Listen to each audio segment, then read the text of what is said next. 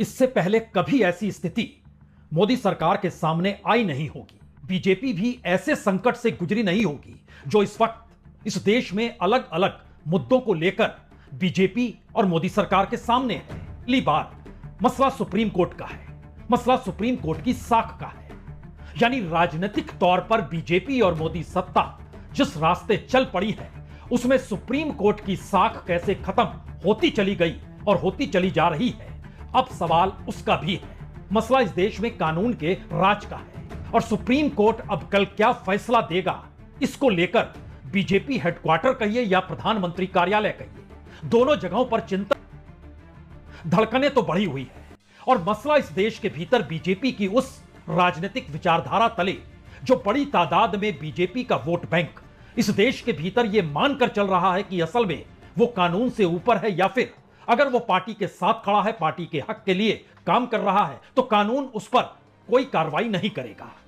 क्योंकि राजनीतिक तौर पर इस दौर में जो कुछ उन्नाव कांड और उसके दोषी जिस पर बलात्कार और हत्या का दोष है, सजा हो चुकी है, वह फाइल कल सुप्रीम उसको जमानत देने का फैसला भी अदालती निर्णय से हुआ है। सरकार उसके समर्थन में है।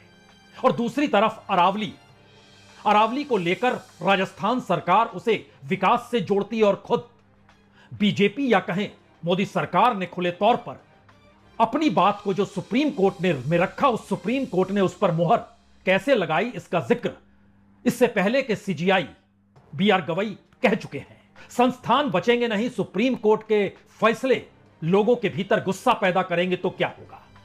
कल फाइल अरावली पर फैसला तो सुप्रीम कोर्ट ने ही दिया है, उसे अपना फैसला बदलना होगा। क्योंकि इस देश के भीतर पहली बार जो मुद्दे जिस तरीके से उठे और जिन जिन जगहों पर उठे, उसने 3 सवाल खड़े कर दिए कि क्या वाकई राजनीतिक सत्ता जो चाहती है सुप्रीम कोर्ट उसी तर्ज पर फैसला दे देता है, या फिर इस देश के भीतर करप्शन या सरकार से जुड़े ऐसी नीतियां और पॉलिसी जो बनती है जो लोगों के हित में हो या ना हो, सुप्रीम कोर्ट उस पर आंख मूंद लेता है।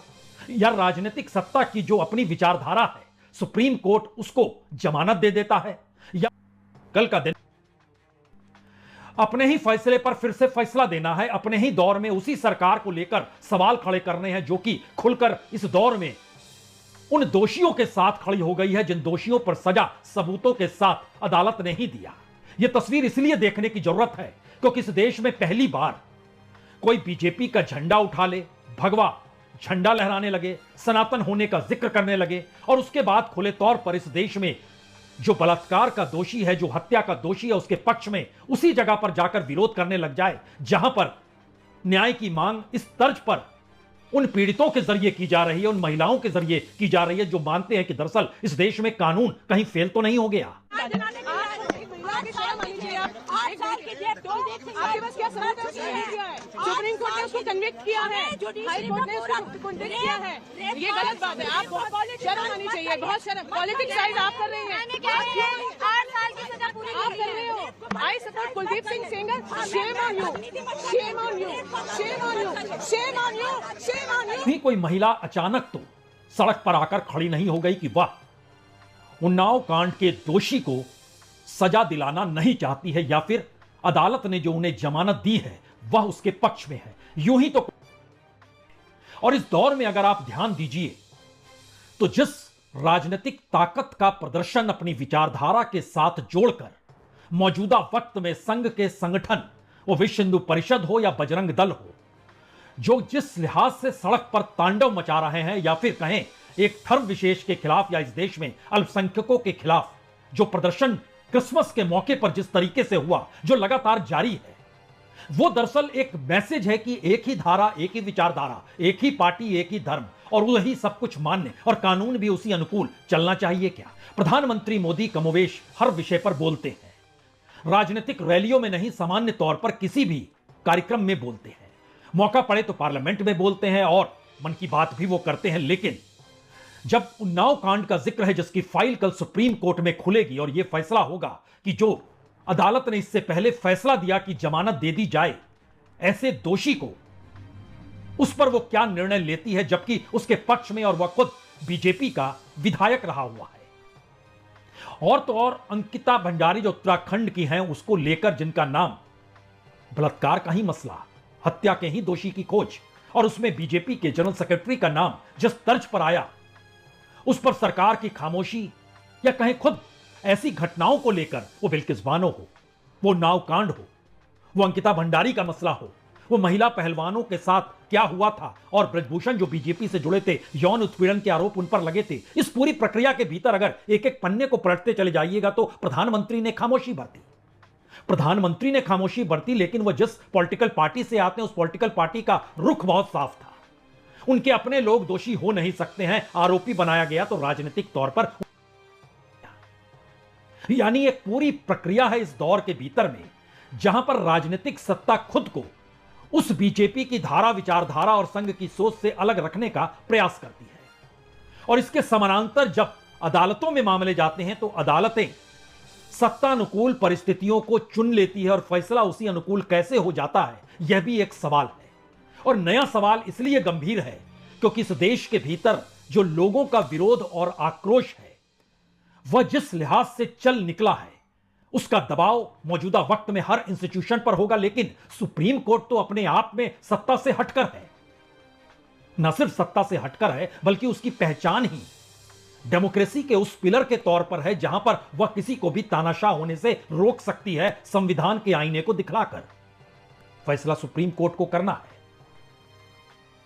इस देश के आम नागरिक खुद को राजनीति से दूर रखकर इस देश के भीतर की परिस्थितियों में सुप्रीम कोर्ट को कटघरे में खड़ा कर रहे हैं, तो सुप्रीम कोर्ट को फैसला तो लेना होगा। यह तीसरा बड़ा कारण है। चौथी बड़ी परिस्थिति इस देश के भीतर आम लोगों से जुड़ी है।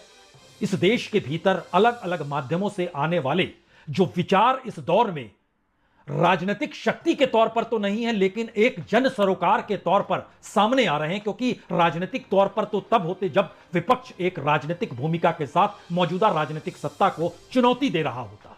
इस देश के लोगों को यह एहसास धीरे धीरे होने लगा है विपक्ष की राजनीति चूक गई, या विपक्ष की राजनीति मौजूदा राजनीतिक सत्ता के सामने खड़ी नहीं हो पा रही, या फिर इस देश में लोकतंत्र की परिभाषा जो सत्ता गढ़ रही है उसके साथ वो राजनीति खड़ी है। तो खुद का रास्ता खुद बनाना होगा। इसीलिए जो गैर राजनीतिक लोग हैं उनके विचार खुलकर इस दौर में सुप्रीम कोर्ट के फैसले को लेकर अगर उभर रहे हैं तो फैसला सुप्रीम कोर्ट को करना होगा।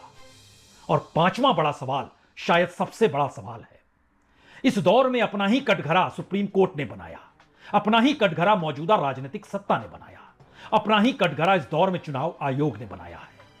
हर कोई अपने कटघरे के आश्रय मौजूदा सत्ता और सत्ता की सुविधाओं से पूरे तरीके से लैस है।